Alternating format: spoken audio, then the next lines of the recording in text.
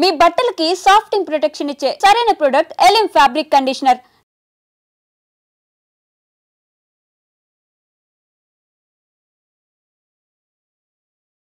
నయం వచ్చిండు, అసలు పోలీసులు రాలే, మళ్ళా నయం వచ్చిండు. వచ్చేసి మేము ఇద్దరం ఒకటే సైజు ఉన్నాం సార్, చిన్నగా ఉన్నాం మేము. ఒక హైట్ లేము, లావు లేము, వానికి అంత క్యాజువల్ చేయడానికి పోయిన నయం. ఇట్లా చెయ్యి దగ్గరకు వచ్చేసింది సార్. కార్లోంచి దిగి చెయ్యి దగ్గర పెట్టాడు. చెలో తీసి చెట్లలో దుంకి ఏకే లోడ్ చేసినాం. వెళ్ళిపోయింది పని. అక్కడ నుంచి ఆ ఏపీటి వదిలేసినాం. వచ్చి ఇది జరిగిందని చెప్పి వచ్చిన తర్వాత ఇంకా దీనికి మనం ప్రతీకారం ఏదైనా దాడి చేయాలని చెప్పేసి ప్రకాశం జిల్లాలో పోలీసులు కుమ్మింగ్కి వచ్చారు.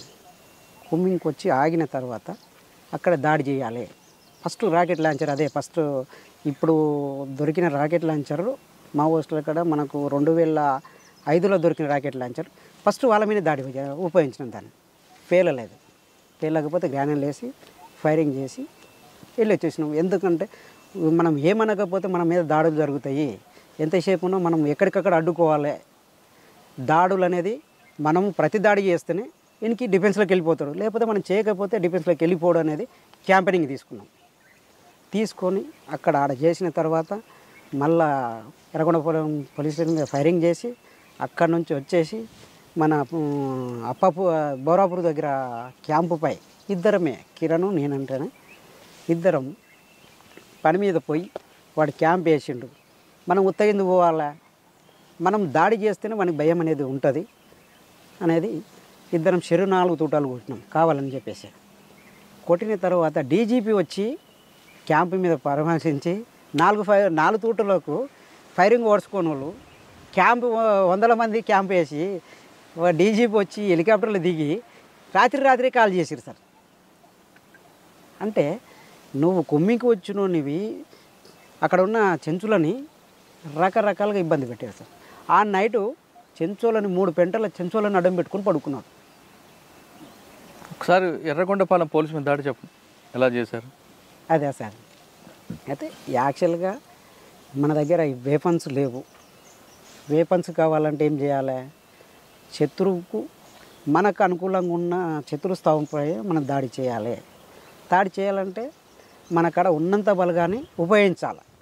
మన దగ్గర ఉన్న వేపన్స్ అన్నీ ఉపయోగించి కంట్రోల్గా తెచ్చుకోవాలి అనే ఆలోచన చేసినప్పుడు దాన్ని చేసే ముందులో రిహార్సల్ చేసి క్యాంపు టీంలు ఏ టీం ఏ దాడి చేయాలి, ఏ టైంలో ఏ టీం సపోర్ట్గా ఉండాలి అనేది దాన్ని ప్రిపేర్ చేసి ఆ స్టేషను 2-3 ఎన్కౌంటర్లకు బాధ్యత వహించిన ఆ పోలీస్ స్టేషన్లో ఉన్న ఆఫీసర్స్.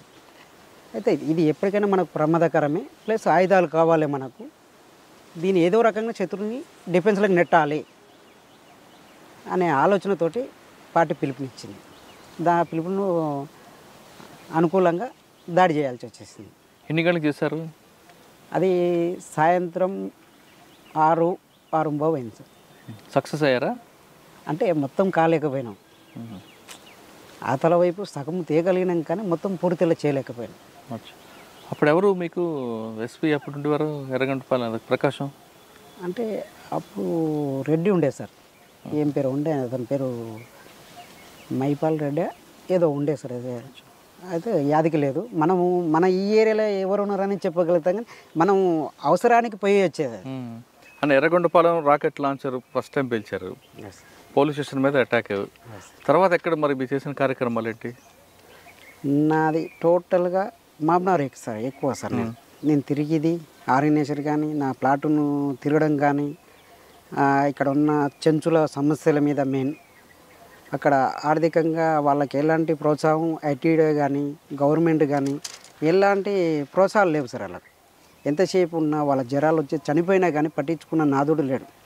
అప్పట్లో ఏంటంటే ప్రత్యేకంగా చెంచులని ఎట్లా రక్షించాలి, మనం వాళ్ళతోటి ఎట్లా వ్యవసాయం చేపియాలా, ఈ బయట నుంచి వచ్చిన వ్యక్తులు సారాయికి బానిసలను చేసి వాళ్ళ దగ్గర ఉన్న మేక పిల్లలు ఉన్న వాళ్ళు చెట్టు బంకలు తెచ్చినా ఏర్లు తెచ్చినా ఏం తెచ్చినా వాళ్ళకి సారాయి పోచడం, వాళ్ళకి ఎలాంటి తిండి లేకుండా బయట నుంచి గ్రామాల నుంచి సారాయి తీసుకొచ్చి పోసి అన్ని ప్రతి వస్తువు తీసుకుపోతున్నారు.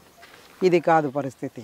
మనం దగ్గరుండి పార్టీ క్యాంపెయినింగ్, మనం వీళ్ళకి వ్యవసాయం నేర్పాలి, సారాయిని ఫస్ట్ అడ్డుకోవాలి. మనము దీని మద్యపాన నిషేధాన్ని ఖచ్చితంగా మనము దీన్ని పటిష్టంగా చేయాలి. గ్రామాలైనా సరే, ఇక్కడ ఆదివాసుల కోసానికైనా సరే, ఎక్కడైనా సరే మనం ప్రత్యేకంగా దీని మీద మనము దృష్టి పెడితేనే ప్రజలు సంసారం మీద కానీ వాళ్ళ తిండి ఆహారం మీద ఆకలి అనేది ఇవన్నీ కూడా మీరు చేశాం. సక్సెస్ అయ్యారా?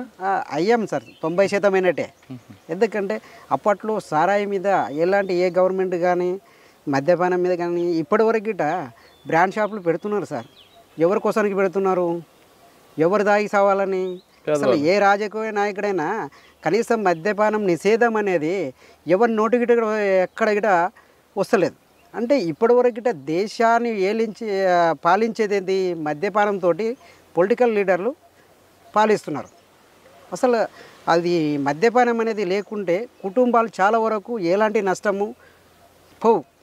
ఇప్పుడు ఇలా బయట హత్యలు జరుగుతున్నాయంటే మద్యపానంతో జరుగుతున్నాయి, రేపులు జరుగుతున్నాయంటే మద్యపానంతో జరుగుతున్నాయి. డ్రగ్స్ ఏది గంజాయి వస్తుంది, బయట నుంచి అది డ్రగ్స్ వస్తుంది. దాన్ని అడ్డుకుంటున్నామంటే అదే సంస్థలనే వీళ్ళు పట్టుకునేది వీళ్ళే, ప్రోత్సహించేది వీళ్ళే ఉన్నారు. లోపల నుంచి లావాదేవీలు అరికట్టడం ప్రయత్నం చేశారు. అరికట్టడానికి ప్రయత్నం చేశాం. చెంచుల్లో వాళ్ళకి కొంచెం అవగాహన కల్పించారు. వాళ్ళకి రాజకీయ జ్ఞానం తీసుకొచ్చారా? చాలా వరకు మనము ఎంత చెప్పినా 50% నేర్పగలిగినాం సార్. వాళ్ళ హక్కుల గురించి, వాళ్ళ ముందుండి పోరాటాలు కానీ, దాదాపు అడివాకి చట్టాలు ఎట్లా, మీకు ఎప్పటి నుంచి ఎప్పటి వరకు మీకు రాజ్యాంగం ఉంది, దేని ఎట్లా ఉపయోగించుకోవాలా. ఇప్పుడు యాక్చువల్గా ఈ ఫారెస్ట్కి రావాలంటే ఫారెస్ట్ వాళ్ళ పర్మిషన్ కాదు, యాక్చువల్లీ చెంచుల పర్మిషన్ తీసుకోవాలి. చెంచులకు ఉన్న హక్కులు అప్పట్లో ఉన్న రాజ్యాంగ ప్రకారంగా పోతే జీవో ఫారెస్ట్లకు ఎంటర్ కావాలంటే మంత్రి కానీ గవర్నర్ కావాలన్నా కానీ వాళ్ళ పర్మిషన్ తీసుకోవాలి. ఇవాళ ఎక్కడ ఉంది పర్మిషను?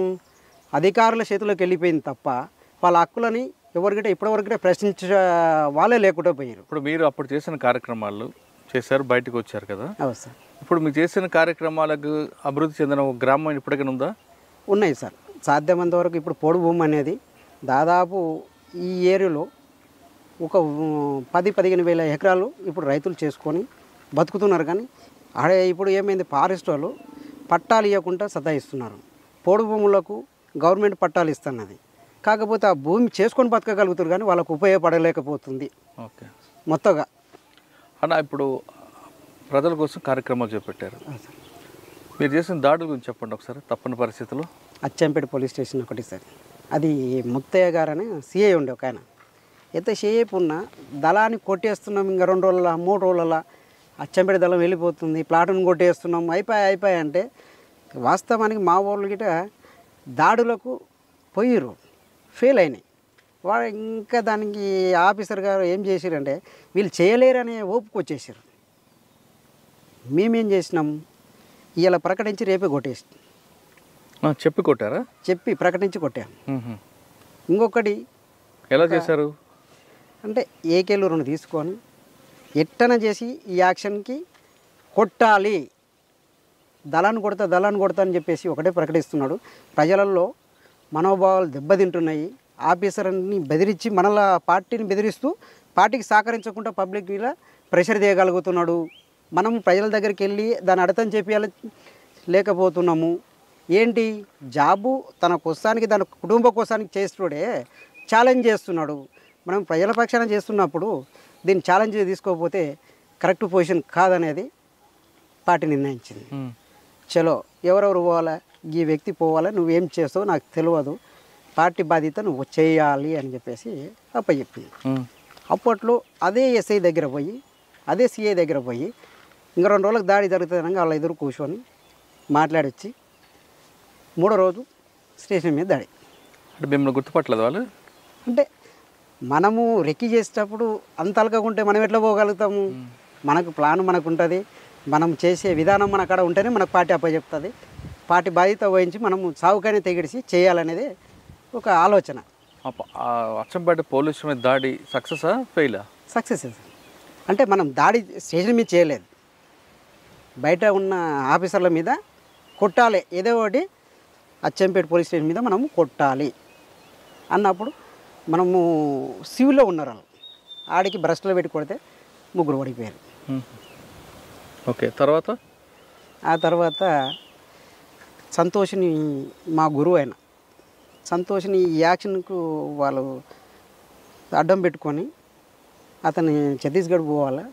ఛత్తీస్గఢ్ పోతున్న క్రమంలో వాళ్ళ భార్య వాళ్ళ కుటుంబాన్ని కలవనిక ఏర్పాట్లు చేసుకొని పోయేటప్పుడు అక్కడ ఉన్న కోవట్లు దాన్ని సంబంధించి తోలుకుపోతున్నప్పుడు ఇతను పట్టియాలని ఒప్పందం చేసుకున్న వ్యక్తులు రకరకాలుగా ఇబ్బందులు పెట్టి పట్టించిన తర్వాత మళ్ళా పార్టీ ఒక క్యాంపెయిన్ తీసుకుంది. కాంగ్రెస్ కార్యకర్తలని, మెయిన్ లీడర్లను ఎవరినైనా కొట్టాలి మనము అన్నప్పుడు మళ్ళీ అచ్చంపేట దగ్గర పోయి వచ్చారు మా వాళ్ళు. ఫెయిల్ అయిన తర్వాత మళ్ళీ దాన్నే మళ్ళీ ప్రయత్నించినాం. ఎవరు అవతల బాధితులు? అవతల కాంగ్రెస్ కార్యకర్త, ఈతల పార్టీ బాధ్యత మనం ఊహించినాం. కాంగ్రెస్ పార్టీ కార్యకర్త.